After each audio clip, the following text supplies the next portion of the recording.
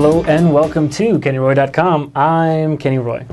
This is the lecture for April 2011, and it is the final part of my workflow walkthrough lecture series. We're going to be finishing, going to polish on the flour sack shot that I started 2 months ago, and we're going to be looking at the workflow that I have been using to make this shot and just finishing out the workflow. If you've watched the first two lectures, you know that basically the idea of workflow is to always have a plan for your shot. And not just your planning. I'm not talking about just gathering reference. I'm not talking about just doing thumbnails. I'm really talking about having basically a plan that you can sit down and literally follow step by step as you're working.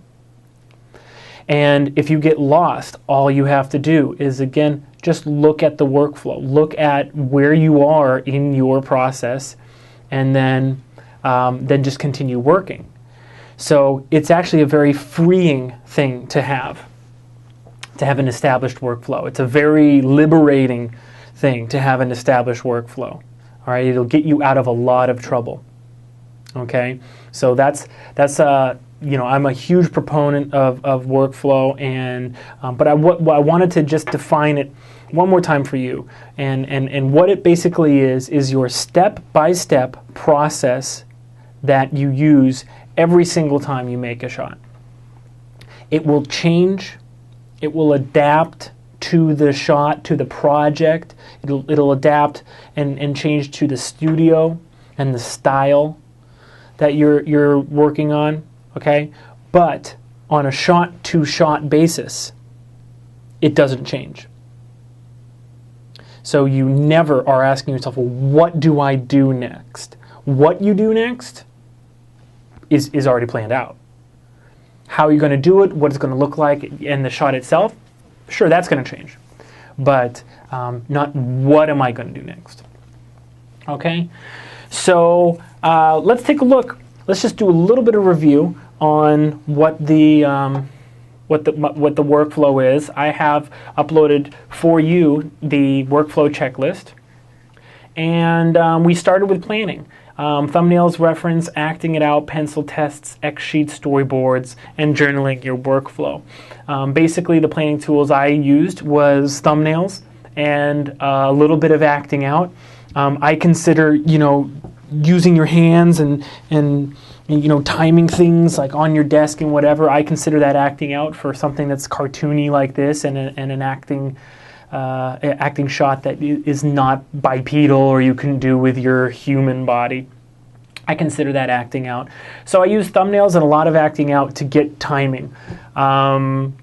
And then journaling your workflow, the other thing that I wanted to focus on is super important. As you know, I'm a mentor, animation mentor, and this is a tip that I've given to all my students. And basically, I can literally tell exactly who is recording their journaling their workflow. So by just like the sheer amount of progress that happens.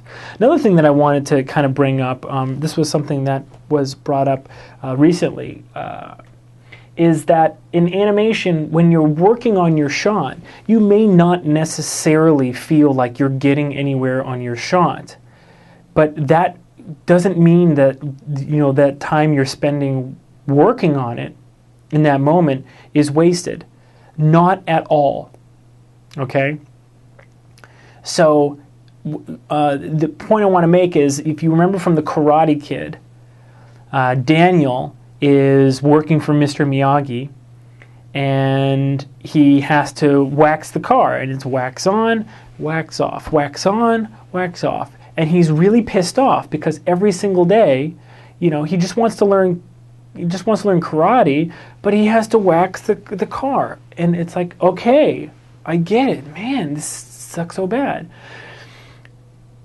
Finally, after doing this over and over and over and over again, Mr. Miyagi says, wax on, and he punches him, and Daniel blocks the punch. So it turns out that this practice, this very focused, very, very detailed muscle memory that Daniel was creating turns out to be a pretty solid foundation, an advanced concept that you can do a lot with later on in karate.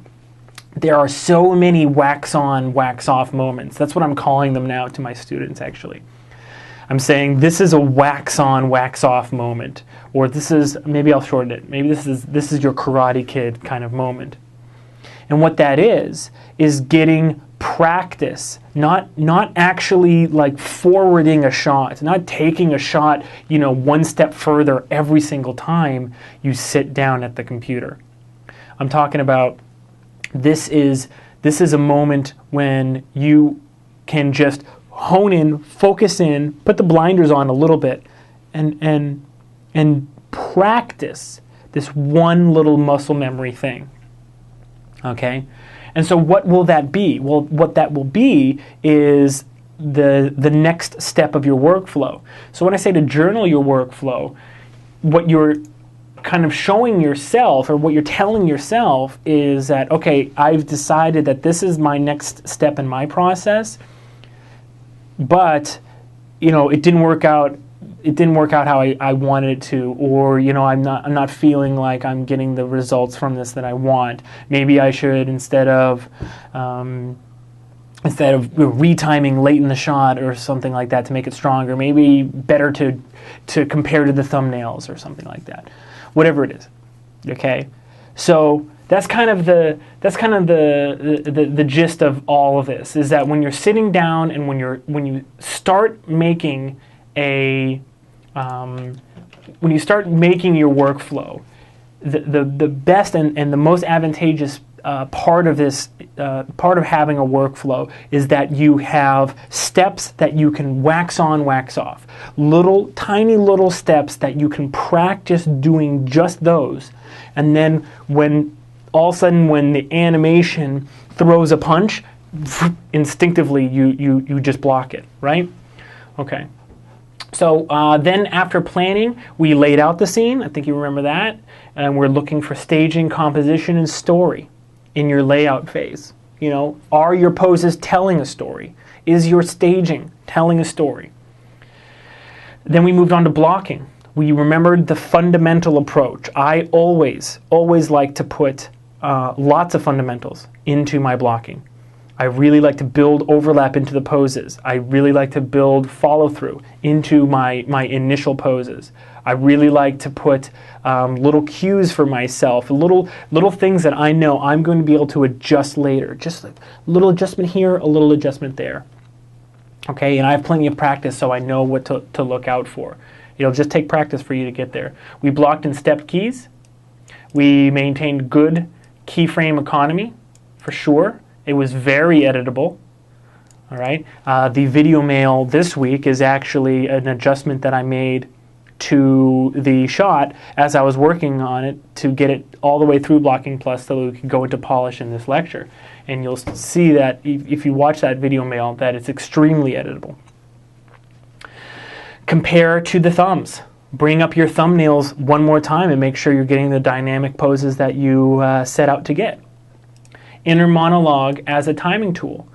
Not only just thinking about timing some intuitive way, actually come up with like a soundtrack for your pantomime performances. It helps you so much. And I can't tell you how many directors actually like direct by sound. They say like, no, I don't want to go boom. I want to go boom boom, something like that. All the time, directing by sound and cadence. And then blocking in the performance texture. We wanted to make sure that anything that was going to be varying levels, broad matched with subtle, slow matched with quick and micro, all that performance texture that is going to make the entire scene in an overall way be a very textural experience. We wanted to make sure that was represented in the blocking. Blocking plus, we turned it into copied pairs. The scene is splined out now.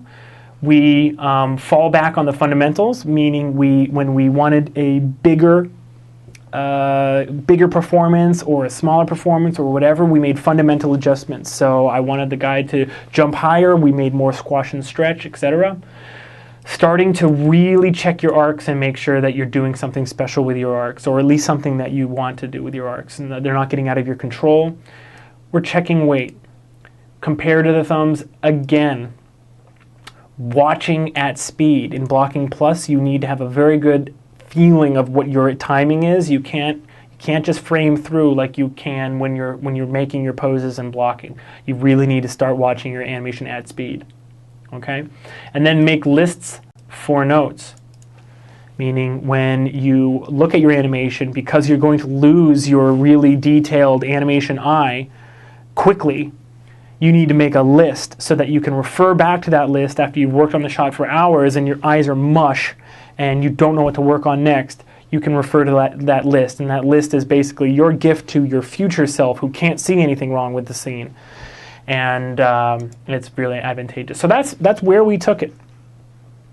And that's where the scene is right now. It's in copied pairs. It's in blocking plus. There is the fundamentals are built into it, and now it's time to polish it. So let's take a look at the polish section of this sheet right here. Okay.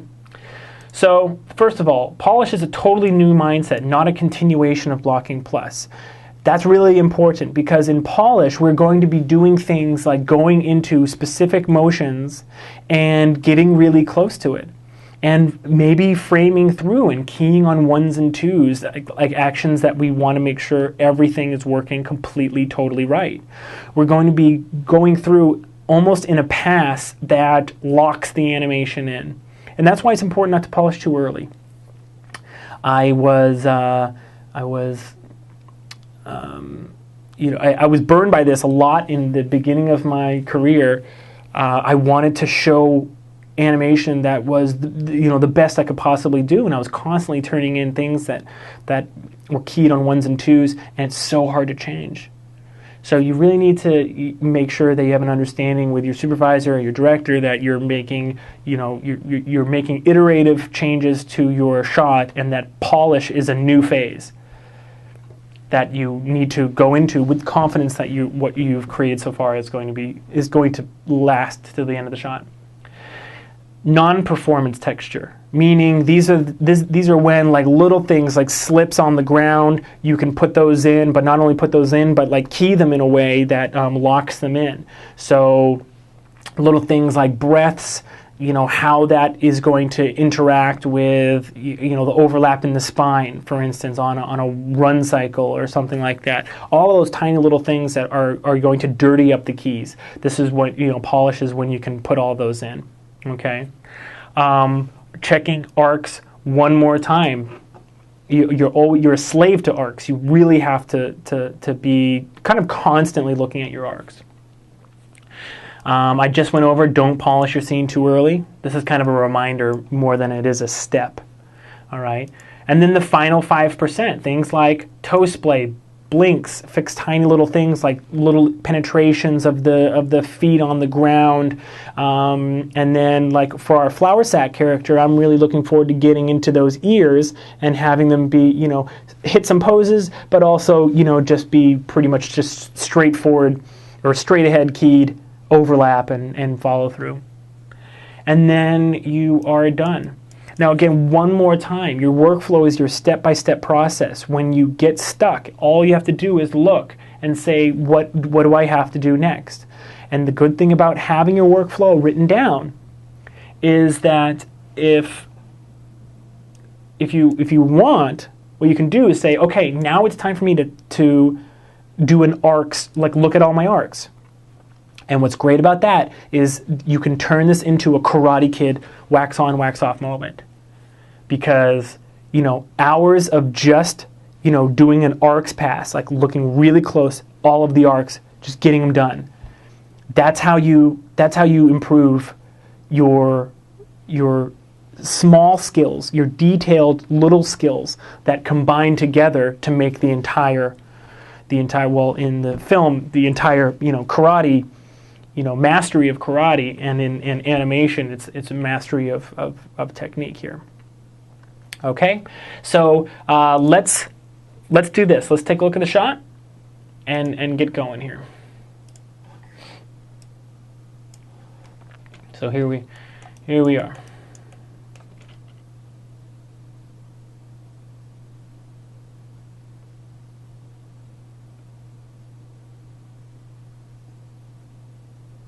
Okay. Well, right off the bat, what I would say is this, is I still see a lot of places that are my moving hold trick. That moving hold trick is when you have two keyframes and they're, kind of fall apart. Let's say it's a 20 frame hold. What you do is on this frame, the later frame, you make a pose that is like really relaxed. And then what you do is you just middle mouse drag from like 1 or 2 frames after this key, and then copy it to that end pose again, and you overwrite the pose, right? But what you're getting is, okay, if he was going to get really relaxed in 20 frames, now you've copied 1 frame after this original pose, meaning 5%. 1 out of 20. 5% of that pose change is now happening in the body. And normally what you'll get is an instantaneous, it takes 5 seconds to do this. An instantaneous, really good start for a moving hold. It's not perfect, but it's a really good start. So I still see some places in here where that is poking through. Like right here, this keyframe right here. Looks like from like 30 to 45 or so.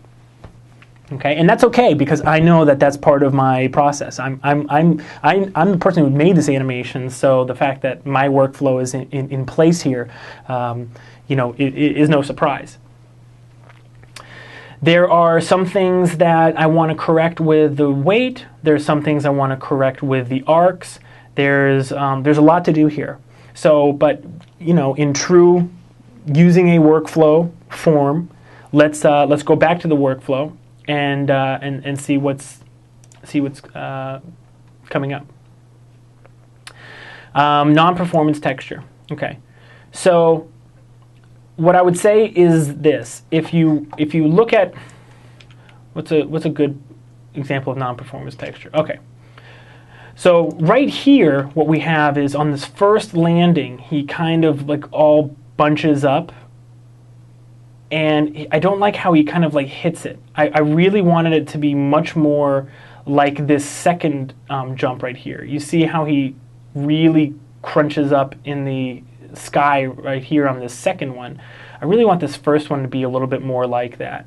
All right, and I would consider that non-performance texture because it is basically a pose change in the middle of a lot of other things that are happening. I mean, the overall movement of the body is like this, but within the body you have something going like that. So that's very textural. That's pairing two different sizes of motions together and whatever.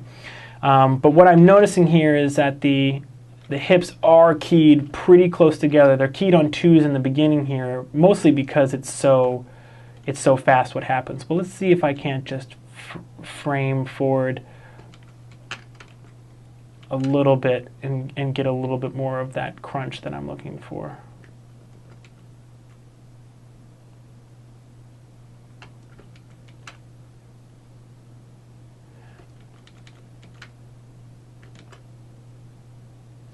All right. Yeah, already, I mean, yeah, see, it's very subtle, but you'll be able to tell because I'll give you the scene file so you can look at everything. You'll be able to tell. It's subtle, but there is just a little bit of what I like to call play. Just a little bit of play. If you watch this area right here, you'll see that what looks like, I don't know, like a belt or whatever, is moving, is really gaining on this world mover right in these couple of frames. It's very subtle, but boy does it work. Okay. Now, like I said, it's time to break up these moving holds, right? So I have this moving hold here, very, very, very, rudimentary. It was created using that trick. So what you want to do to break up a moving hold is to make it so that one piece is kind of blending in and out of the animation, or in and out of that moving hold at a different size than the rest of the body. So I'm going to choose the hips as well. So I'm going to make it so that these hips, let's delay them a little bit more, and then I'm just framing forward here. I'm really going to have them delay before they get back to normal, and I'm going to do just a little bit of keyed straight ahead, like wiggle on them. Okay, I'm just going to middle mouse drag and copy this pose so that they don't, so it doesn't move too much. All right, you see that? See, now what we have is a little bit of wiggle on the whole body that really breaks up that entire kind of slow full body moving hold. It's not quite the right size yet though, so let me make a little bit of an adjustment here.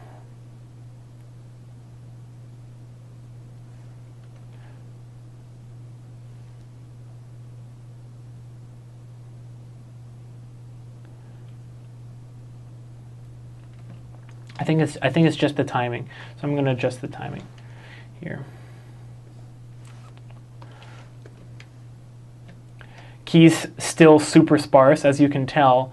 I mean, this is the section that we've been working on right now, and there's some deviations from what looks like pretty straightforward keys right now. And I know that right now my default tangent type. Let me see what it is. I was keying something else that needed. All right, so right now it's clamped. Let me change it to spline,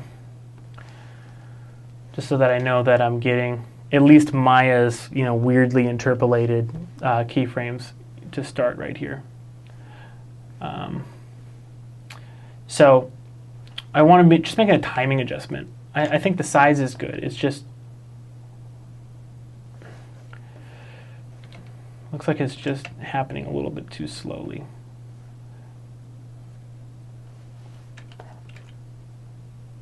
There we go. Sometimes you bullseye it, you know what I mean? Which is cool. All right, so one thing that I don't like that's happening is we're getting a knee pop because of it. But you can't just blindly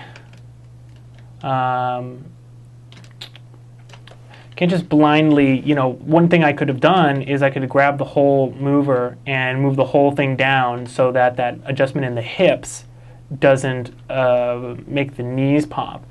Well, I don't want to do that if I don't have to, because I'm happy with the overall motion of that main controller. So why screw something up, right? So I'm going to check it actually against. I'm going to use the divisions and actually see when I smooth it how bad it actually is. And so then I'm going to take this little controller right here and see if this has any influence. No, that one doesn't. No, that one doesn't. Okay. Let's see if I can.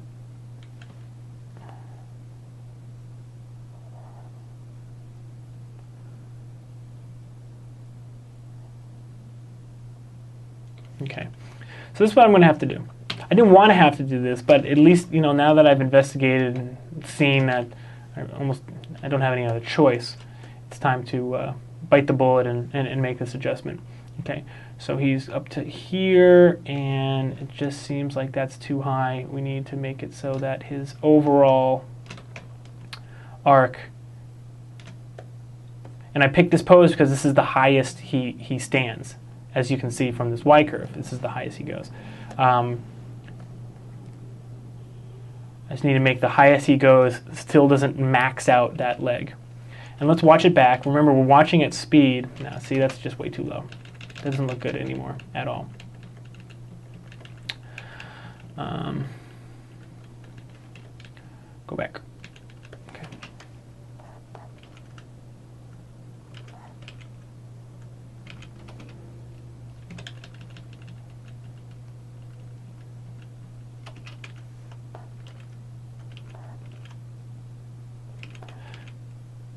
Okay, even though I don't like that knee pop, my last best thing that I can possibly do seems like it's going to be to actually raise the toe on that. So I'm just going to key this straight forward and see if a little bit of toe pivot, or a foot roll rather, gives me what I need.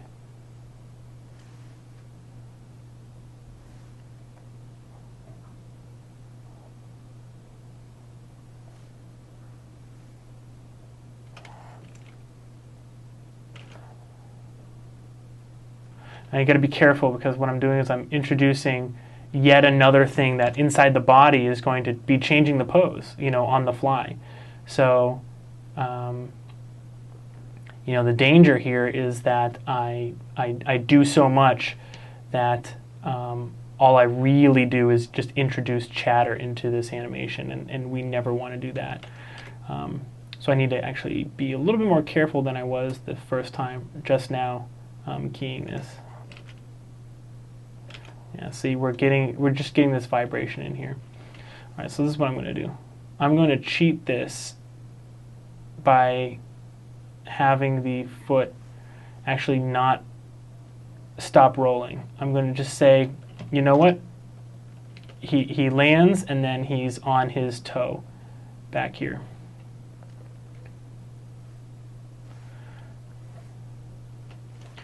This is something that if I didn't point it out, no one would ever notice.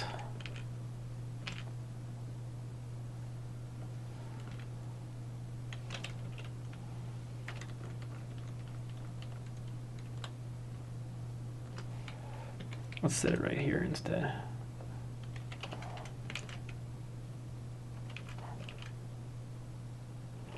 Okay. All right, so there we go.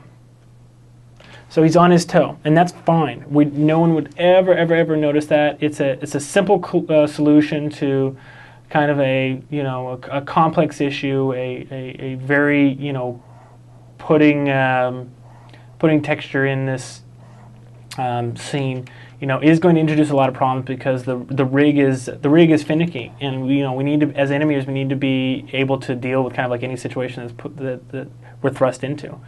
So. But I'm happy with this.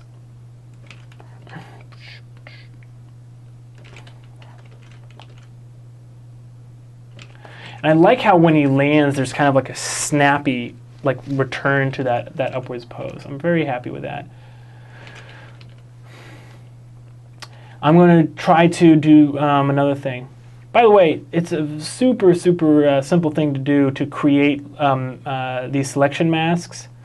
All you have to do is select the ones you want. I like to go all objects off and then select the curves and then go save to shelf. Okay, and you can rename them what you want. So actually, I probably should rename them. My 2012. Actually, you can right-click on them, which is just so much nicer. So I'm going to call this one Poly, and I'm going to call this one Control, or CTRL. CTRL. Enter. Save. Okay, cool. So now I have masks for my polys and my controls.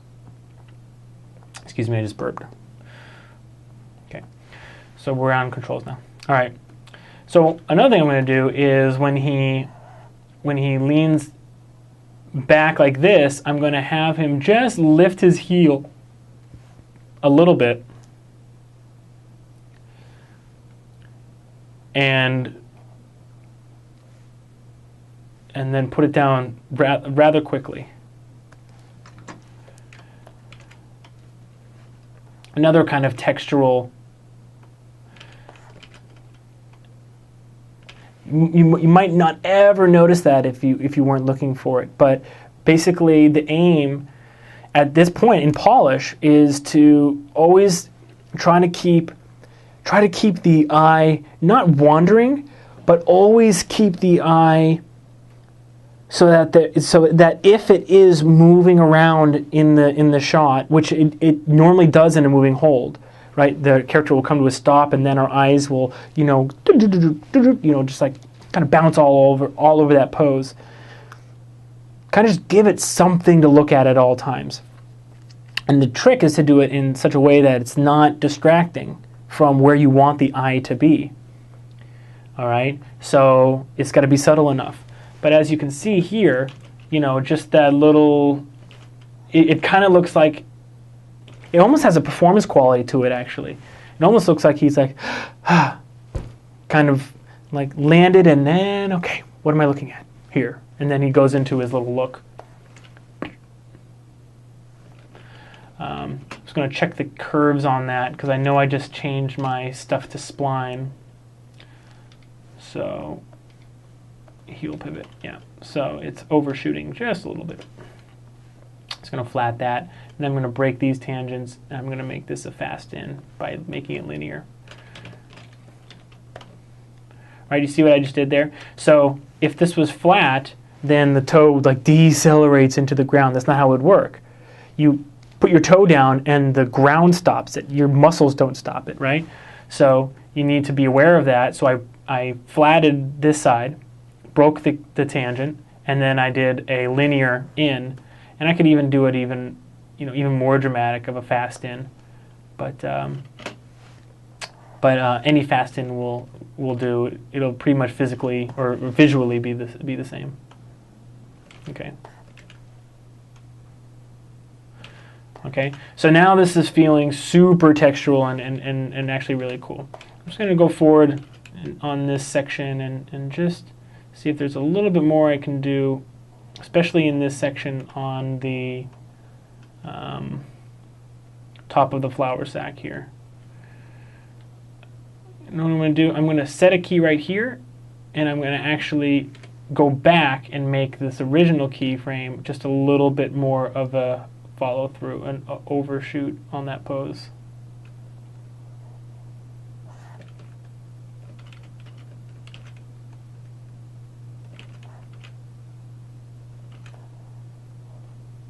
Might be a little bit too much. Now, since I know frame 35, I was on 29, I went to 35, I hit S to set a key, meaning that I'm getting something that's very close to that original keyframe. Then I went back to 29, made that keyframe a little bit of an overshoot pose. Now, you're noticing, hopefully, that I use the middle mouse drag trick all the time. So now I want something that's a little bit more subtle. What am I going to do? I'm going to go about halfway between that original pose and that overshoot pose, and I'm going to middle mouse click, go backwards, and hit set key, and then see what it looks like. Yep, it's more subtle, and I like it already.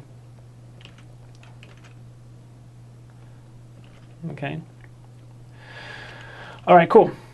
So let's move on. So now here, I have a little bit of anticipation because he crunches up, but his head kind of like extends like this. And it doesn't really look like a head. So one thing that when you're working with a flower sac character, you'll kind of realize is that when you're working with its quote unquote head, it can change. All of a sudden, those little things that I think they're called ears. Yeah, they're called ear controls on here.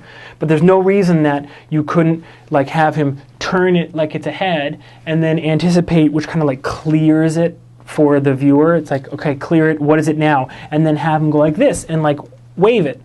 Like, okay, now the top is like shoulders and little hands. And then you could have him, look and then kind of like do like one of these. It's like almost like, oh, now they're ears again because he's listening. Right? So, and like, what does he hear? He doesn't know. Then all of a sudden, boom, you went like this, and now they're shoulders. You see what I'm saying? So,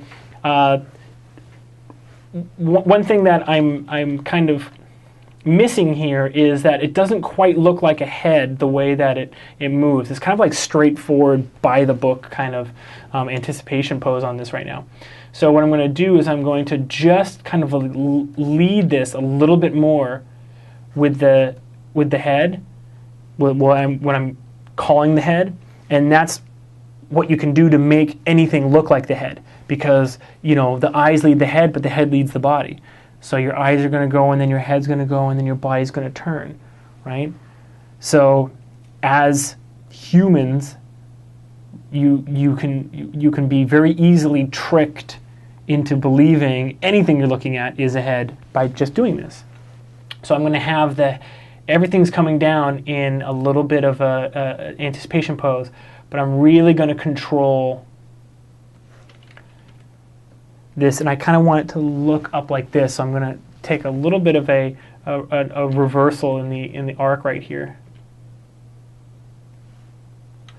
and like I said, you know, in the intro here, it's totally cool to key on ones. And let's see here. Okay, right now this is a copied pose, so I'm going to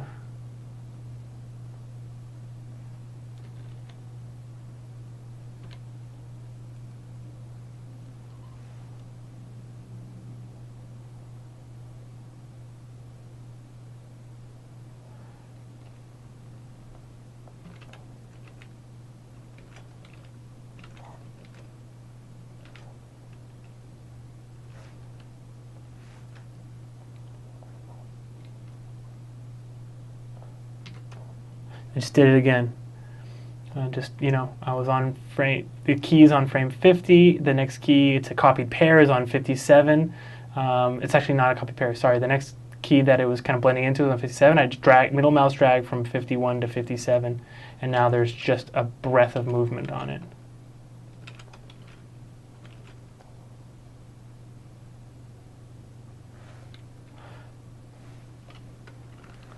All right. Want him to kind of be checking it out a little bit to the side. Let's just see what this looks like. Again, just going to middle mouse drag just to give myself a quick moving hold.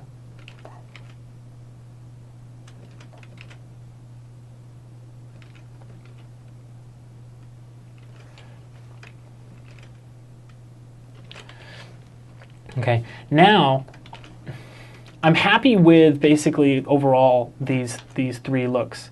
I feel like it looks like a head. I feel like he's looking side and then back, and it's quick and it kind of fits with the character. He's not going to be like, He's going to be like, just like that, you know, very staccato. But in order to reinforce that kind of like image that we're trying to trick the audience with, that the head is leading the body, I'm going to actually put a little bit more of a moving hold on the body.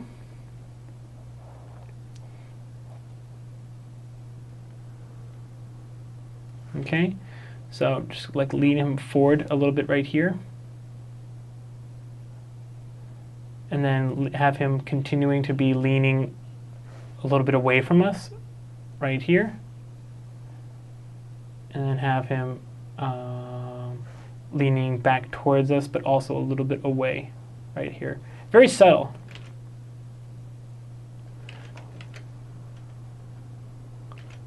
Very subtle.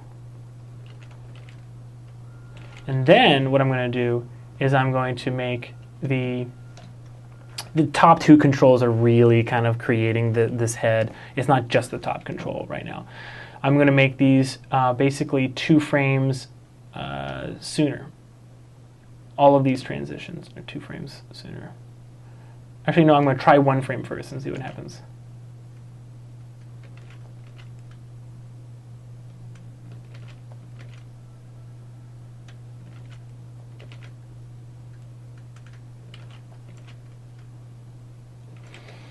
Let's try 2. Let's try 2 frames.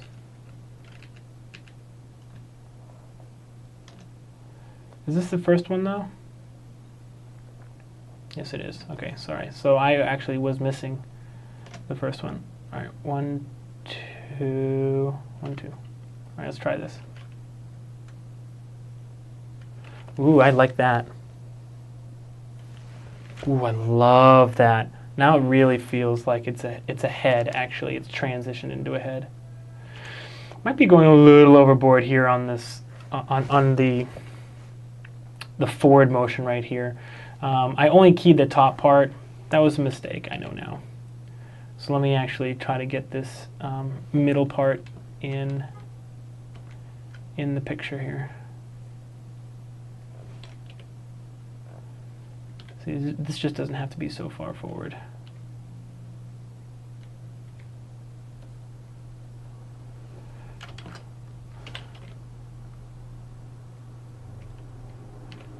Neither does this, but I do like how it's bending over.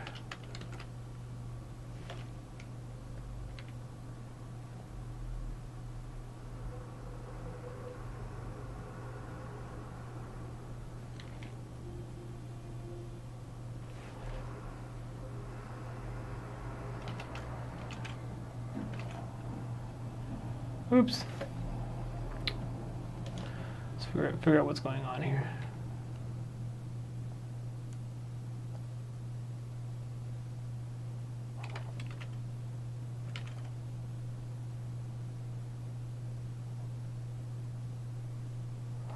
Okay. Now I'm just going to middle mouse drag, create my moving hold again.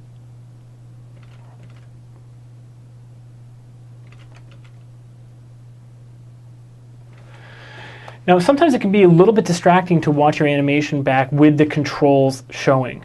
So because this rig is so dynamic, I mean there's so much movement within the body and within the rig and all that, the controls sometimes give a false sense of what's actually happening in the pose. So the way the controls were wiggling around right there, it kind of makes it seem like a little bit more staccato than it actually is. So we watch it back without the controls showing, we get a very different experience. But I do still notice that right here, it does feel like two motions are happening, and it's not smooth as I want it to be. So let me see what's going on in this little transition.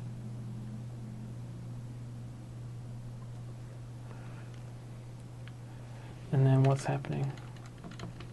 Okay. Let's see what happens if I just make this one's keyframe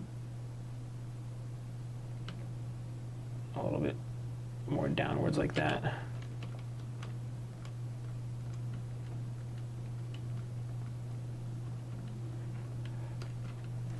And I think one of the problems is overall is actually this pose.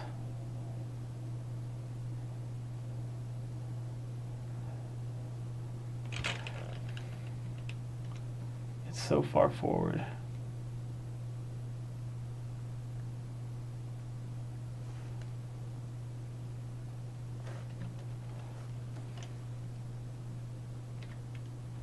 Oops.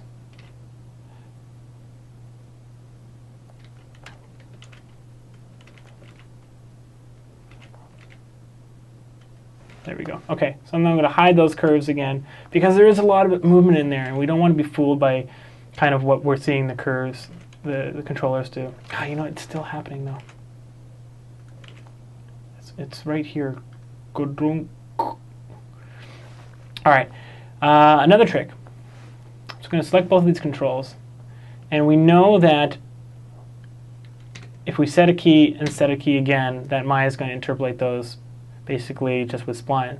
So if we delete this breakdown, and then we kind of custom make a much better breakdown, then we know that we're going to be good because we made it specifically for this little moment.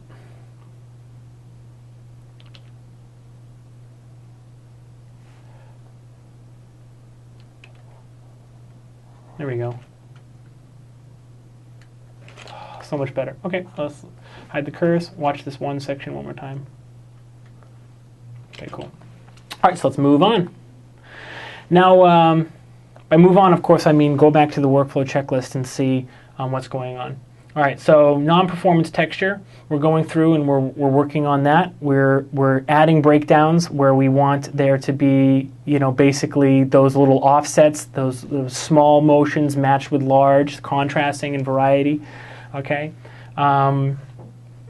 we haven't really looked at arcs yet, so we have that to look forward to. And then final 5%. I really look forward to that part of the workflow. I really do, because, well, first of all, this guy's got these adorable little ear controls. Well, they're not rotating. Oh, I guess they're translates. Oh, weird. IK ear wiggle. That's kind of weird. And what's funny is that these are called clavs, like clavicle. That's interesting. Anyway. Also, right here, we have some dynamics. So actually, I bet you if I delete these, delete, not paste. Okay. Wonder what happens if I evaluate the ears now. Oh, that is hilarious. So I will definitely want to put a ton of the just like the straightforward dynamics in there, and that's great because it really will save you a lot of time when you're doing that straightforward. Then there will be a moment when I want to kind of take control back again and say like, oh, I want this to be performance. So and I'll grab it and I'll make that, you know, performance. I guess you can gravity, your damp. I bet you this damp control dampens the effect so that you can key on top of the effect. So now I'm just super curious. I want to see what the belly evaluation does.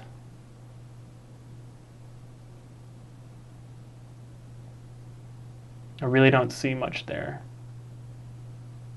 Huh. Anyway, the ears are dope though.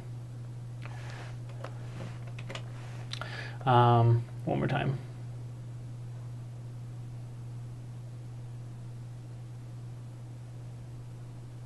Okay. So, all right. So let's move on. Let's finish this shot up. Let's get it out. Okay. Turn off these dynamics. Okay. So let's move forward and see what's going on. I'm really happy with what's going on here with these steps backwards. I especially love this little foot replacement thing, but his weight is a little bit off. So let's fix that, and we'll also try to correct, you know, some of these ugly poses that are going on in here. I wonder if I can get part of it's pole vector, part of it's the leg shape though, and there's no reason. Now that I think about it, no reason his leg should lift up. You know, he can keep this on the ground and just make this a slide. You know, he can slide on the ground for, you know, a few frames. Actually, let's see what happens here. All right, so this is a rotation key actually on there. Let's see what happens if we slide it just a little bit.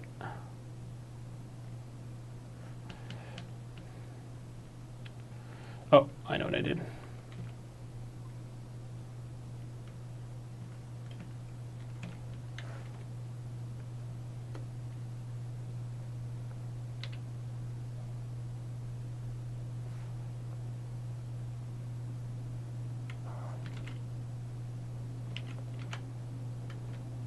Okay, anyway, but let me go back and see what's going on here. The rotation on the body, still not quite there, if you ask me. In this section, he probably should rotate downwards and just a little bit forward before he goes up like that. And we can still delay this even a little bit more.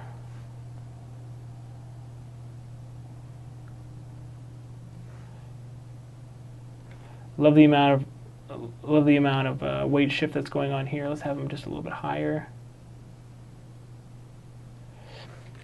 Also, I mean, I built the fundamentals into this. There's a little bit of overlap in the body as well already.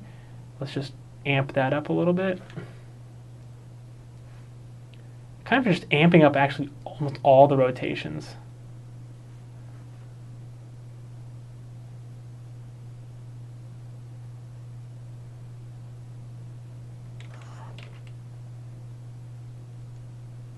Yeah, I mean, I really think that, I mean, this is the kind of section, let me just point something out.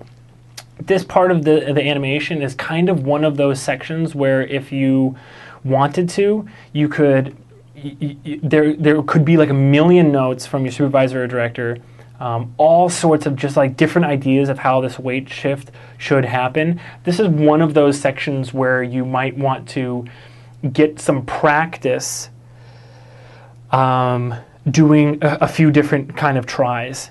Like if you're downloading this scene, I hope you guys are downloading the scene. I mean, I'm giving you the scene file so you can see, how the animation came about and still how simple it is. Hopefully the graph editor looks super simple by the end of the shot, even though all the animation looks good. But what you might want to do with this shot is actually delete the rotation on this section and just practice, literally, like, key it straight forward, see if you can really feel the weight shift as he takes those steps backwards, and see how it looks. And if it doesn't look any good, like, select the control, delete the rotation, practice again. All right? It all comes down to practice. Nothing replaces practice, replaces training. Okay?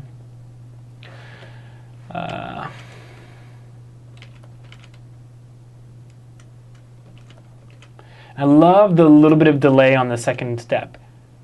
Why? Because I like variety. The first step is like a quick one, and then the second one he's like step. I love variety. I'm a sucker for it. And now I'm very happy with the way this quick section turned out. I mean, I got everything I really wanted to in that jump. I'm just super happy with this section. So I'm going to actually wait. I mean, there's no like polish or non-performance texture or anything I really want to get into here. The section is very, very quick. I'm getting that, that really strained pose up at the top and then splats on the top of the box and kind of rolls down. I'm not too happy with the shape that I'm getting out of the rig in this pose. But I while I was keying it, I played around with all the parts that I actually do have, and it's a little bit lacking in the shape control in the back. So I kind of don't know what else to do, but just kind of make the make the contour, make the character kind of fit the box. And that's kind of it. So every once in a while, I wouldn't expect that would come back to bite you. I would imagine that you would get either some sort of like sculpt deformers or some other kind of control to give you a more attractive shape in the back. If you got a note back from a director, say, I would imagine that you'd be pretty much in the clear. As long as you're using the controls you do have.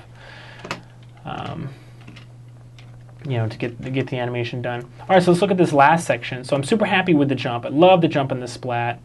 I could be better. This slide off could be better, honestly. There's a little bit of chatter going on actually here.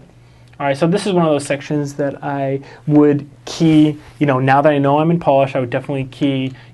Frame by frame to make sure it's looking good. And right here, what we have is kind of a weird key. What's happening is his head is kind of starting to like rotate into the box here, and there's so much happening with the rest of the body that keeping this static is it's kind of a task here. Normally, if you have a rig that's super dynamic, you're also going to have deform controls to keep, for instance, the flour sack out of the box so it's not intersecting. I don't, but that's okay. I'm just going to key it as close as I can.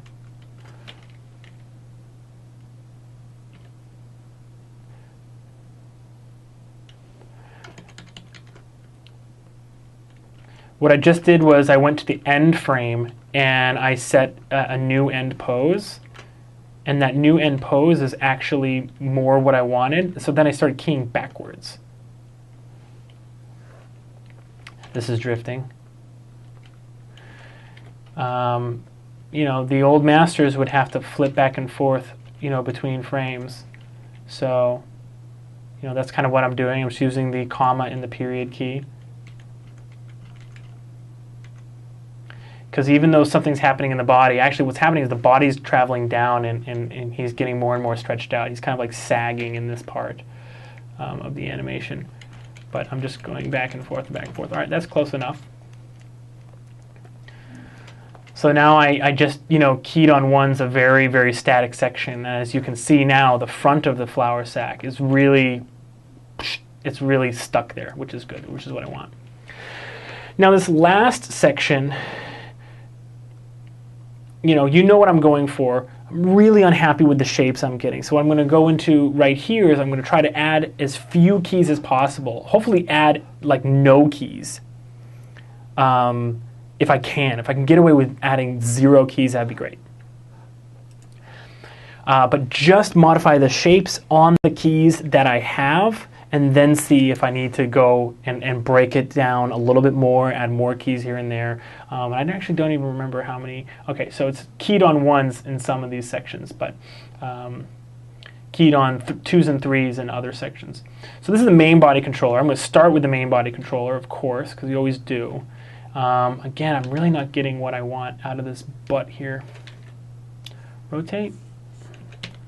Stretch it out, maybe? Rotate it? No, it doesn't do anything. Anyway, so I'm unhappy with how pointy it is in the butt right here, but you know, there's worse things that could be happening right now. So basically I want to really, I mean, he kicks his legs up and that kind of makes it so he can worm his way up onto his feet. So first of all, I definitely, this is what I feel, sometimes the arcs are a fundamental part of what we're seeing. Sometimes it's not like arc correction, sometimes it's all arc. And that's kind of right here. So one problem that I'm having as I look at this is that as his feet swing up, it really doesn't feel like there's a lot of momentum. Part of that is, I think, can be corrected by making cooler arcs. And let's have his feet basically dragging, like overlapping backwards. And stretched a little bit, stretched out so that it really feels like he's really kicking them out.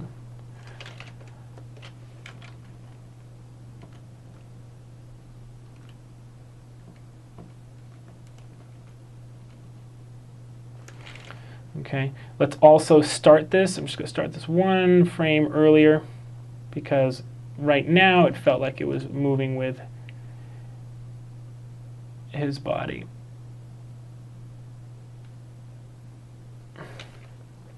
And even though it's leading the action now, can't quite have it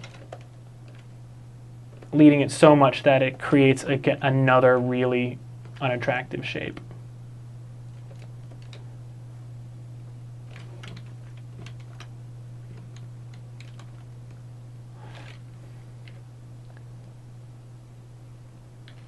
Anything I can do with this butt here?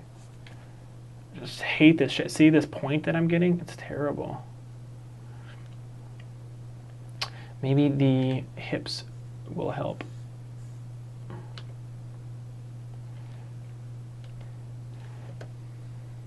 Alright, so I'm going to try this. I'm going to see if having the hips look like they got pulled out is going to help. Okay, and again, I'm keying on 1s because I really want this to feel like it's a really broad arc, and I won't be able to get that unless I key on 1s. Okay, cool. So on this frame, now the feet have already kind of overlapped. So let's set a key right here, and then let's get them starting to rotate back.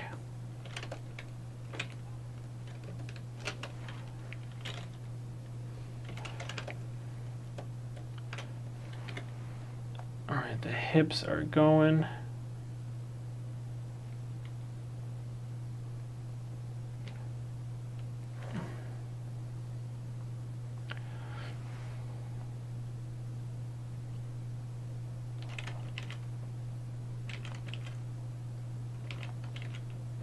Okay.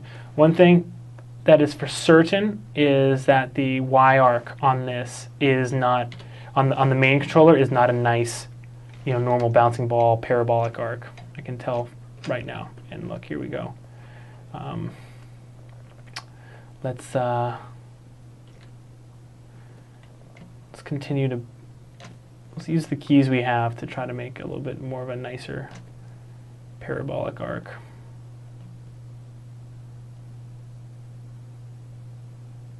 That's not gonna work. All right, let's weight these.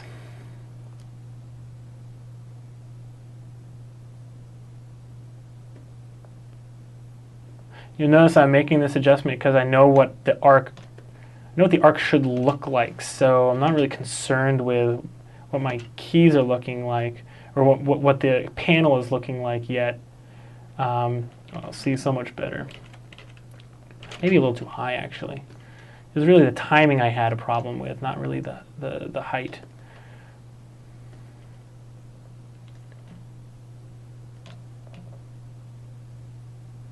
See if I can get away with.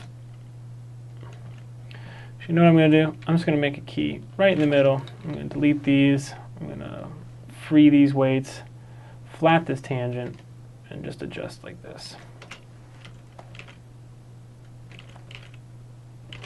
All right, and now it's still just a little too high.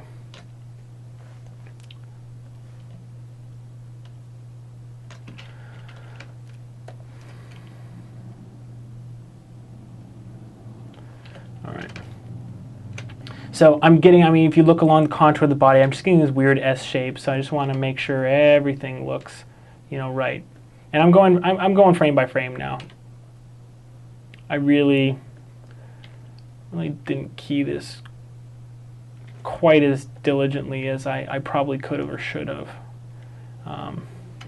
the first time. So what's going on here? Do I have a keyframe here? No.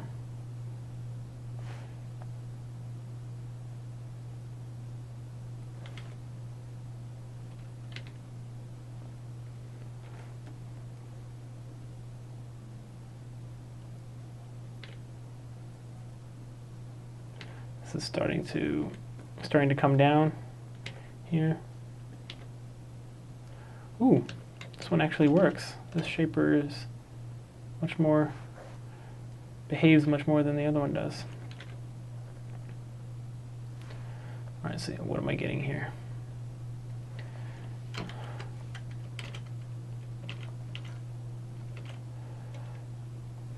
I probably wouldn't get too much reversal in this, but my rule is always, better to go too far and tone it down than to, never basically ever go far enough. So again, I'm just going to, this is me getting practice. I haven't animated this scene before. You're seeing me do this right now. So it's kind of like, this is for the lecture and everything, but guess what? I'm getting practice right now doing a little bit of reversal in the spine. This is making me a better animator. Oh, finally, this is doing something. Just trying to get a nice attractive shape back here, as curved and beautiful as I can. Oh, there we go. Yeah. Okay. Still a little bit of a lump, but it'll look nice in silhouette. Okay. So again, always better to go too far. So I'm just going to practice getting that reversal. I'm going to put it in, and then I'm going to decide later if I want to tone it down. So let's see what it looked like. Let's see how it turned out.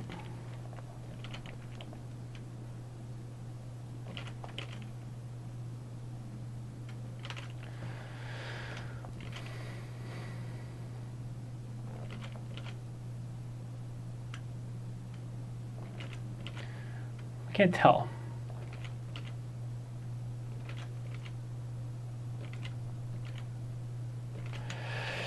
One thing, I still think that this Y curve, maybe on the body control, is still too high, maybe, is one problem.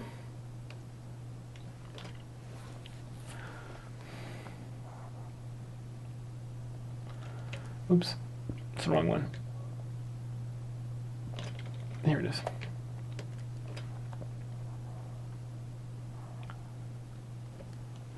Maybe it's still too high. Let me try this.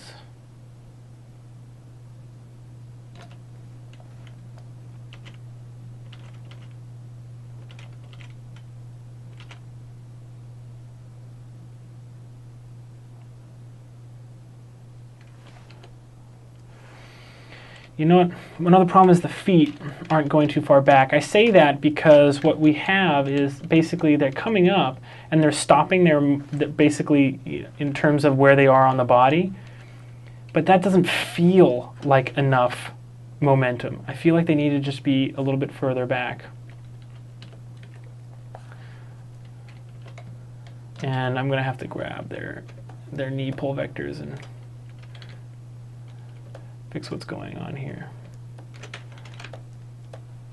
Knee pull vectors have a way of kind of getting lost in the shuffle a little bit, and then basically what they're doing to the animation is kind of like only breaking everything. So I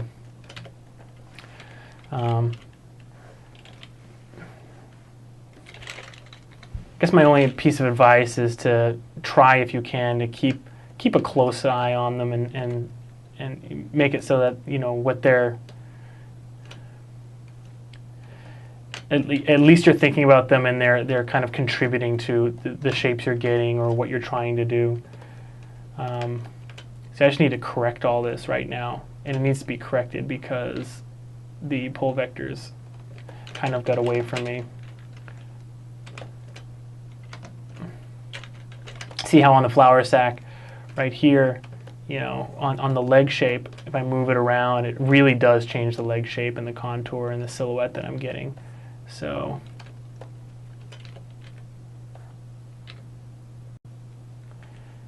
let's break this up just a little bit. Adjust that pull vector to get the nicest shape. Do it again right here.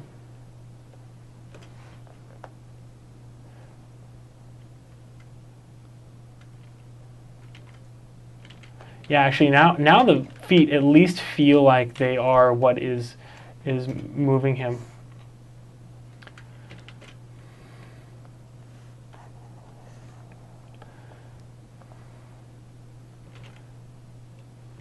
Yeah. Okay. Now the second part of this bounce. Let's take a look real quick. Let's have the feet just lag a little bit more behind right here.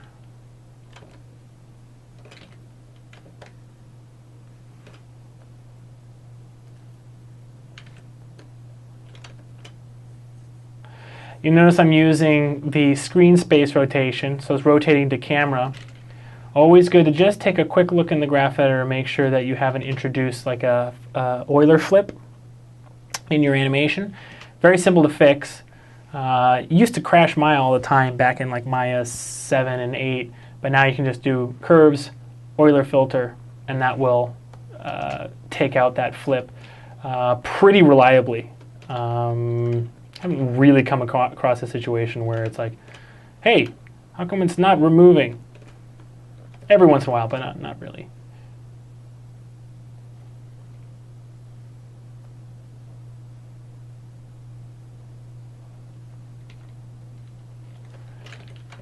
All right, so the feet need to be, see, the feet don't feel like the impetus of the motion on the second one, and that's okay, but they should be involved at least. So let's see if I can just kind of evoke the same kind of motion and shape on these feet for the second bounce. Get the pull vector involved. Make it a little bit of a nicer shape.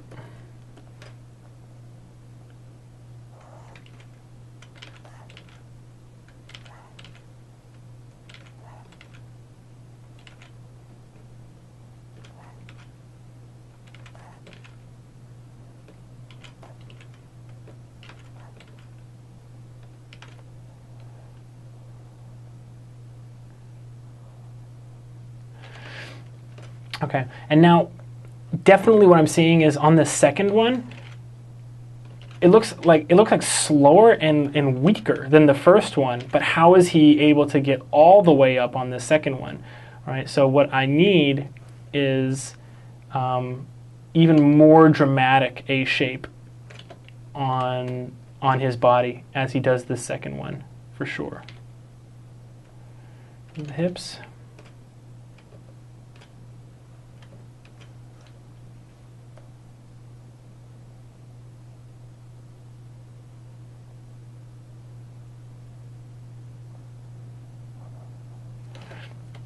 And there's something funky on the Y right here. So let's, yes, I mean, there's so many keys on the Y here.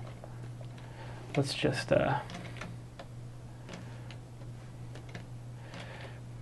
do this a lot. What I'll do is I'll just make everything kind of like standard. And by standard, I mean, okay, well, we've got a Y arc, make it a parabola. But you don't even know, I don't care, make it a parabola, you know.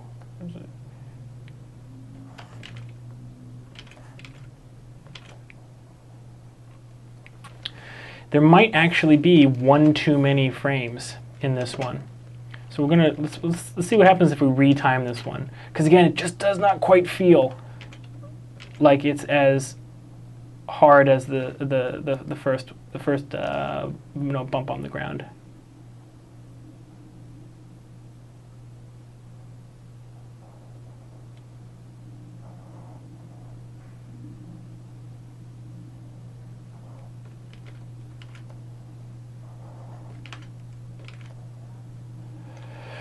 All right, I'm just set a key on these two frames, and I'm deleting the key in between, and then I'm moving all of the animation, save for the very, very, very last pose, one frame backwards by typing in -=1 on the time and seeing what that does. I took out one frame on the ground. Yep, see, that was it. Now, it's not perfect, of course. I need to edit this a lot, but it definitely feels like the timing of the second one now could potentially actually generate the power that I'm getting out of it. Okay, so let's go back in and, like I set out to do, make these poses just the strongest they can be.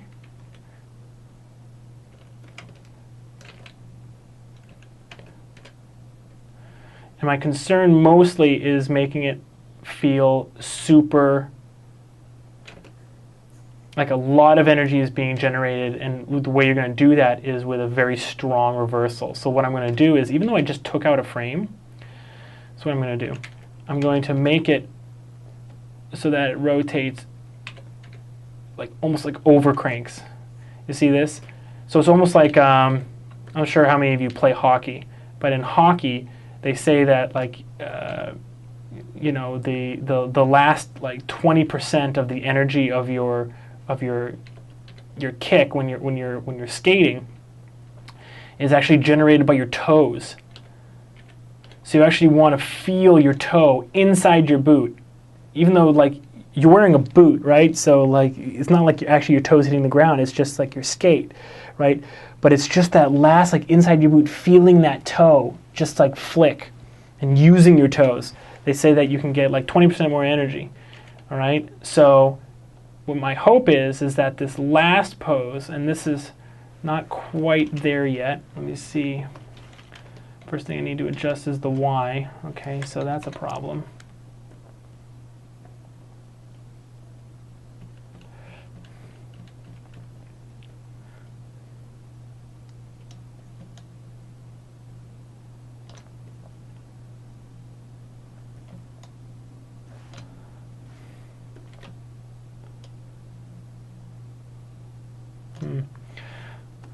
Break this tangent. Now I know this side of the Y arc doesn't look like a parabola. Why is that okay? Because he's still touching the ground. So it doesn't matter. It's almost basically like this is really the launch off frame. So I'm really going to try to make it. In fact, let's make this translate Z happen just a little bit quicker as well.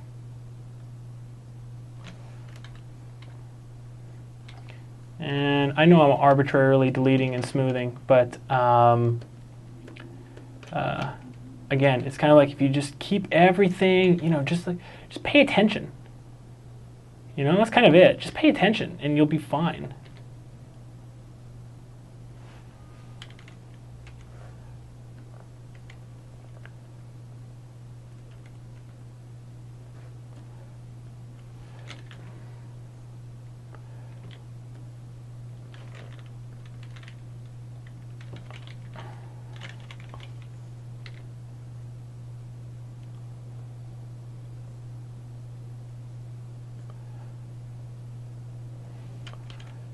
What I'm trying to do is I'm just trying to really hold on to, I want to feel like the front part here, or the top part rather, really holding on.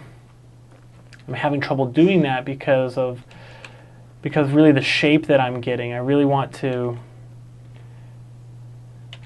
get a strong reversal in the spine here. Maybe I can cheat it a little bit more by going like this.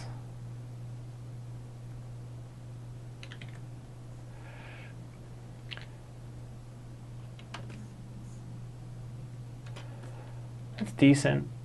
That's decent.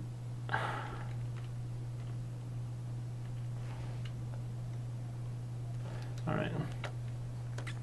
So let's definitely work out these poses. These are insane, these poses.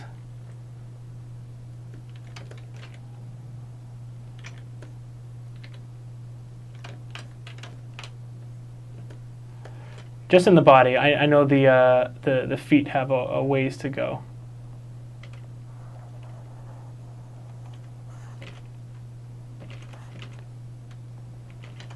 Much better. All right, now let's take one more look at the feet here at the end.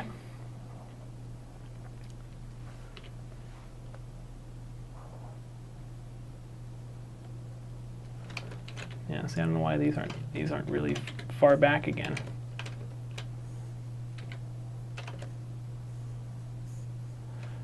A nice pose. These pole vectors are finally behaving.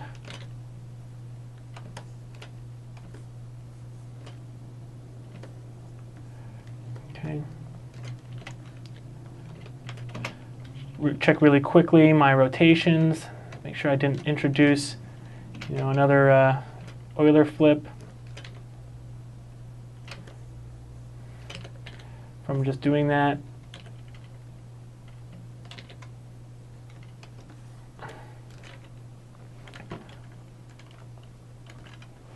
All right, these are obviously very enthusiastic. These feet, I really want to get back to home.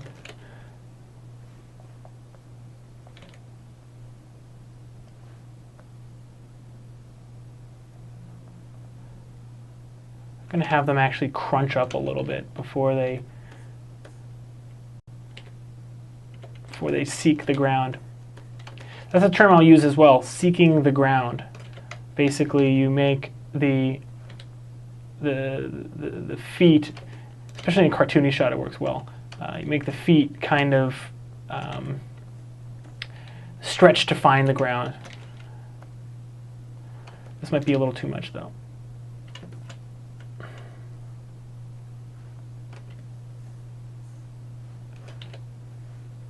And this rotation needs to be, he needs to be rotated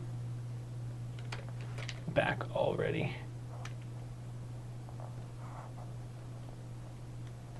There's a delay here. Again, oops, undo.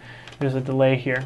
See how he lands, but then there's another frame where he lands and then starts overlapping? I don't know what that is. So I'm just going to key on 215, 217, delete 216, and then grab everything except the last frame. Boop, one frame earlier. Let's see how that new landing feels.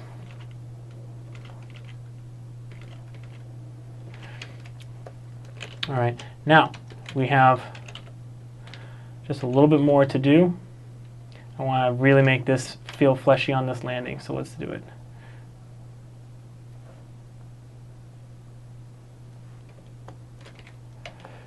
I'm not sure what's right here. I'm just going to delete it because it's not what I want, so who cares, right?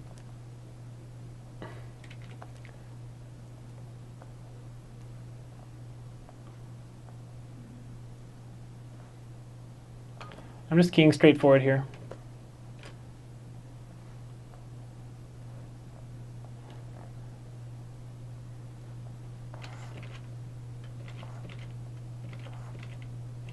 Okay. And now I'm sure you noticed how slow the overlap is on the body here. So I'm just going to do some quick retiming of this. Move it a little bit sooner.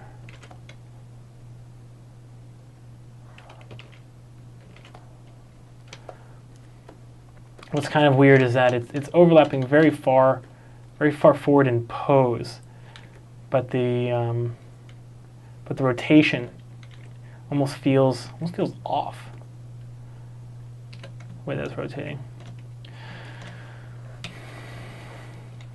What I'm going to do is I'm going to delete this.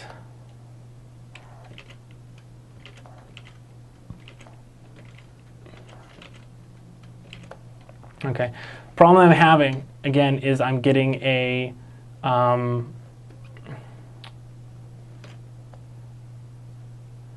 basically kind of like a discontinuity between the timing of this little jiggle that I did. So I'm gonna make this take just a little bit longer to resolve.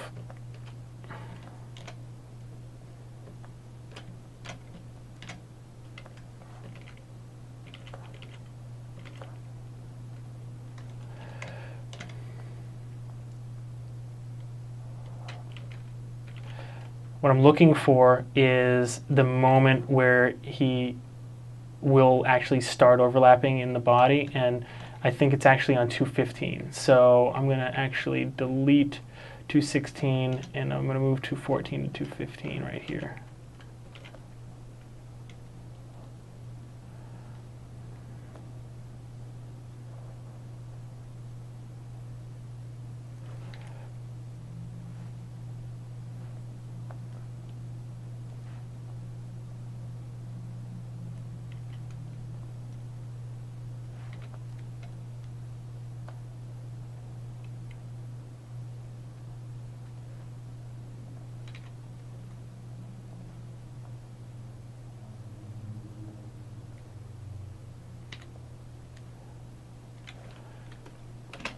And now I feel a very linear rotation key somewhere in here.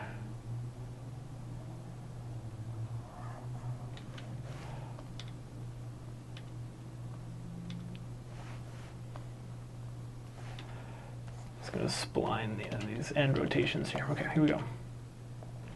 Here we go. All right, now we're getting somewhere. All right, but again, overlapping the spine, just not working. Let's just fix this. I'm just going to key this straight forward. Again, you know what? I'm not afraid to delete it. Why? Because I've practiced doing this enough that I know I can make it better much quicker if I just do it right than if I play around with animation that's just not working.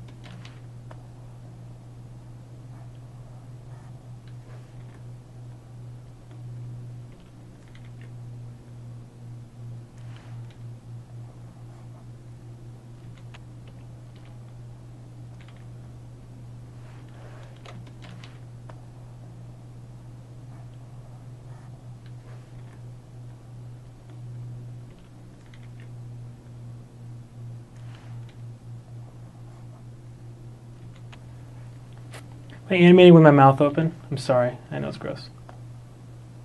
And let's look one more time at the arcs, because I know that that's the next thing that I am going to work on in my workflow. Okay, so I'm very happy with the way the arcs are working in the first section here. There could be a little bit of work on the arcs, like for instance, if you look right here, this kind of comes up a little bit straight and then over. So we can probably do a little bit better job working the arcs here.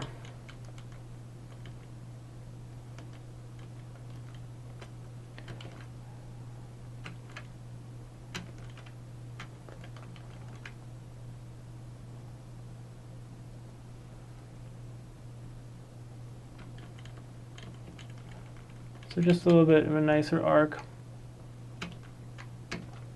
If you have arc tracking tools, it makes it much easier, of course. And then what I'm going to do is I just keyed everything, so I'm going to go into the rotates on this and just actually delete them so that when it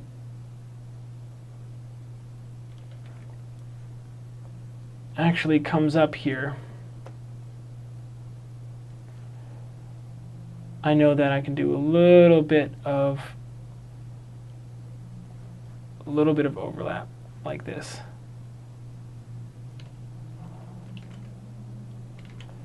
And it's subtle. I mean, it happens very, very, very quickly.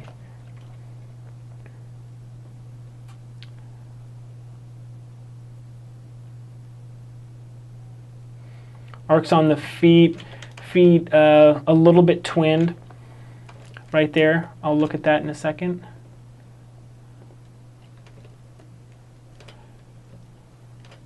As these legs are swinging, I probably want to go in and make sure that, you know, right here,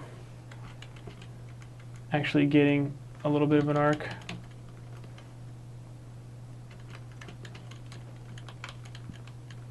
See that?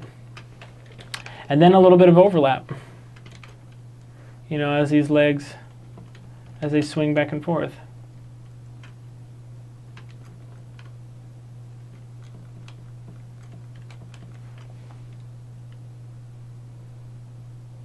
You see that? Okay. Checking the arcs right here. We just worked on this section, so we know a lot of, we're very familiar with the arcs at the end of this section. Okay. So let's check the beginning. I love this foot searching for the ground like that. I think it's really cool. It's a matter of taste, though. Some people don't think that it looks as good.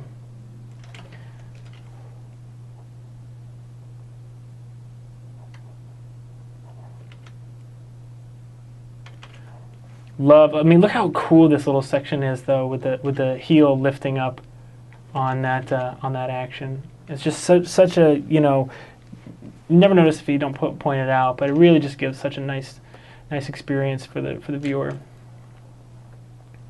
Okay, so then after arcs is those last 5%, toe splays, you know, foot penetrations, making sure everything looks good. Let's see here. One thing I definitely want to do is to break up this pose because it's super, super twinned.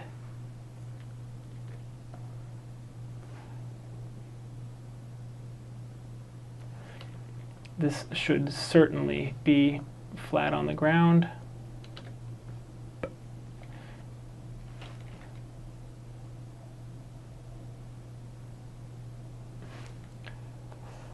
My timeline is way too big.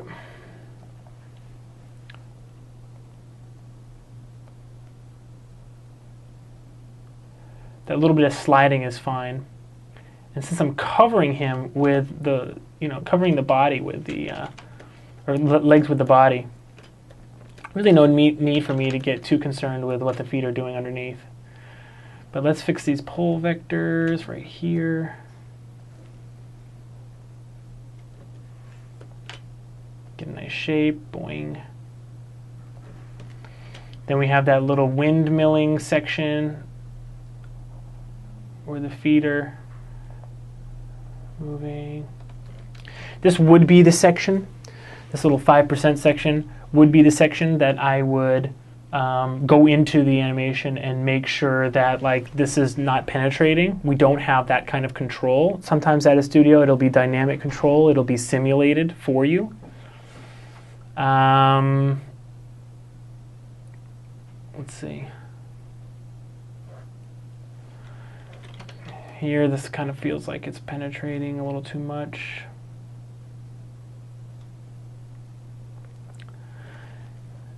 These feet are not actually touching the ground. I'm going to go in and fix that.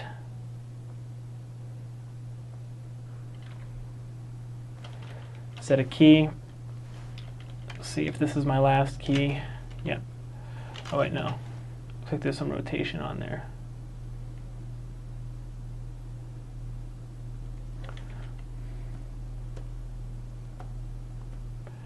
Let's not overdo the rotation here, people. Okay. So that's my last key. This one should definitely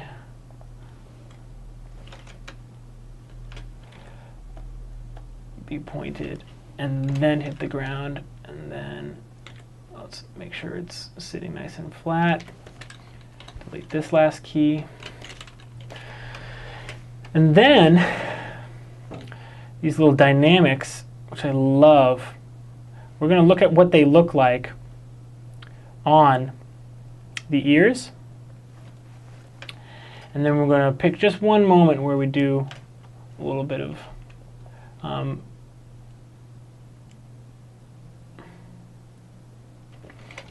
movement. Okay, so here it is. So when he's back here, he's getting ready to rock and roll. So I'm going to have him do just a little bit of animation, just a little bit of wiggling them to get amped up right here. So I'm going to do basically IK. All right, so let me just grab all these, set a key here, and delete all this. Set a key here, and it's freaking out because the dynamics are running live. So if you click on a backwards frame, it will try to snap back to where they were. So that's okay. Don't worry about that. So right here, I'm just going to basically go like this. I'm just going to set these.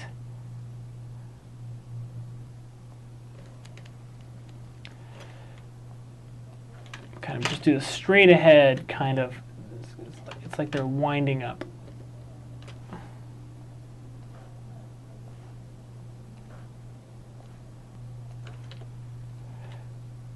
Like he's going like, oh boy, here I go, here I'm about to jump, yeah! Alright, back to 0. I'm just going to do the same thing on the other side. Just keep it straightforward.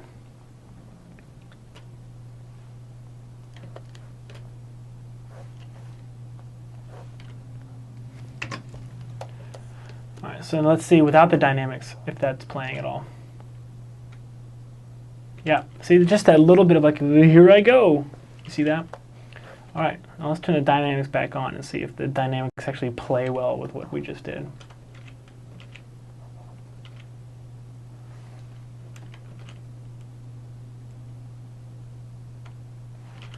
They kind of cover it, but it actually is still there, and I think it's working pretty good. But we can probably just make these a little bit more like stiff. Let's turn ear stiffness up and see what happens. Yeah, there we go. And now he comes back. Yeah, there we go. Just that tiny, tiny, tiny little bit of extra on those ears. Okay. From here, I would just go back to my workflow.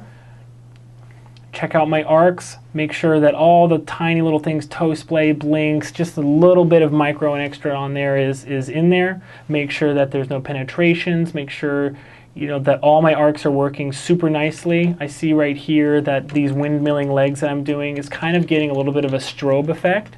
I would work that out by putting some more poses on the feet. and then just go frame by frame and make sure absolutely everything is what I chose, is what I wanted it to be. Without further ado, here is the end result of the workflow walkthrough lectures part 1, 2, and 3 for you.